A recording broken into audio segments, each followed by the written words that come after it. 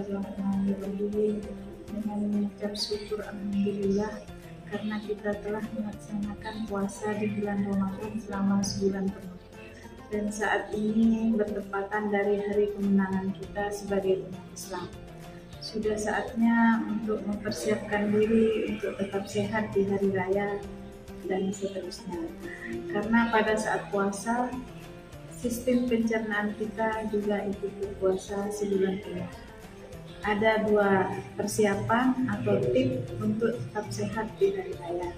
Yang pertama, persiapan fisik yang optimal meliputi meningkatkan kualitas tidur. Kualitas tidur yang baik adalah kualitas tidur yang dalam satu hari semalam itu 8 jam. Yang kedua, istirahat di bawah jam 11 atau tidak begadang. Kenapa harus di bawah jam 11? Karena pada saat jam 11 ke atas, organ tubuh seharusnya sudah istirahat.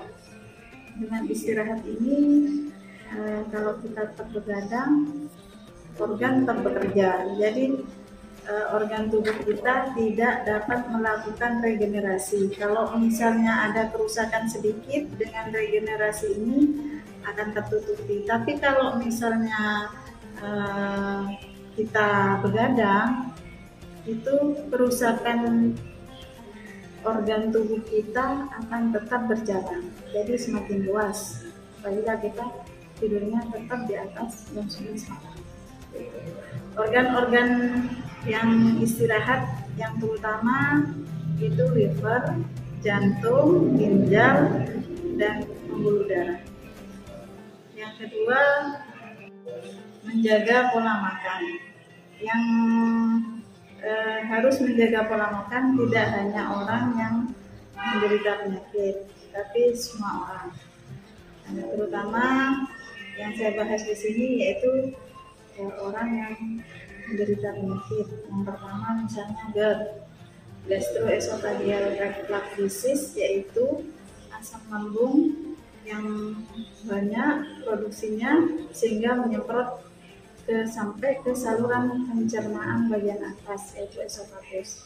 Jadi orangnya biasanya terasa panas, terasa sebab, terasa nyeri di dada. Dengan kejadian seperti ini, maka perlu dihindari makanan-makanan yang pedas, yang mengandung coklat, yang berlemak, bersantan, dan minuman juga yang tidak boleh yaitu yang mengandung kafein, misalnya teh sama kopi. Terus minuman yang berkarbonisasi, misalnya Fanta atau Sprite. Terus yang kedua yang saya bahas, yang penderita diabetes mellitus, yaitu makanan yang perlu dihindari yaitu makanan yang manis-manis dan minuman yang manis-manis juga, serta buah. Buah itu yang bisa dikonsumsi pasien diabetes yaitu pepaya, salak, melon. Yang nggak bisa itu diantaranya anggur, duku, durian, dan lain-lain seperti itu ya. Terus yang ketiga, penyakit hipertensi. Yang perlu dihindari yaitu makanan yang asin dan yang perlu dihindari juga stres ya.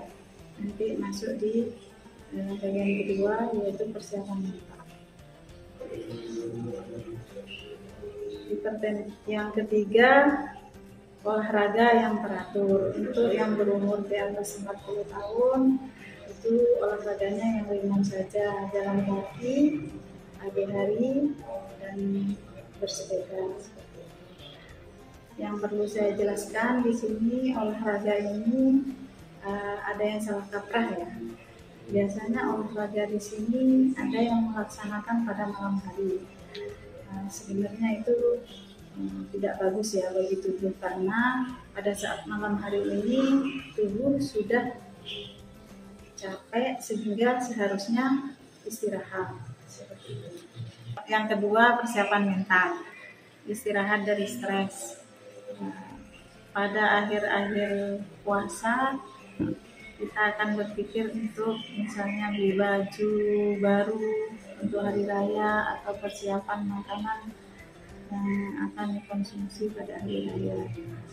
Ini mungkin butuh untuk ibu-ibu, pikirannya banyak ya, mungkin ini yang bikin stres. Tapi kalau misalnya kita belanja baju sesuai dengan kemampuan dan mempersiapkan makanan untuk hari raya sesuai dengan kemampuan, insya Allah ini akan mengurangi pikiran kita sehingga kita terhindar dari stres. Yang kedua, untuk yang belum bisa mudik atau pulang kampung karena ada suatu hal, ada tugas atau apa, sekarang sudah ada atau bisa video call, jadi tidak perlu dipikirkan walaupun kita tidak bisa pulang kampung seperti itu. Terus yang kedua, membangun hubungan yang positif. Maksudnya di sini pada saat hari raya itu tamu-tamu banyak, kita harus perlakukan mereka, baik tetangga atau keluarga, kita perlakukan dengan baik. Seperti itu. Semoga Idul Fitri tahun 2025 ini menjadi momen yang penuh berkah bagi kita semua. Amin. Assalamualaikum warahmatullahi wabarakatuh.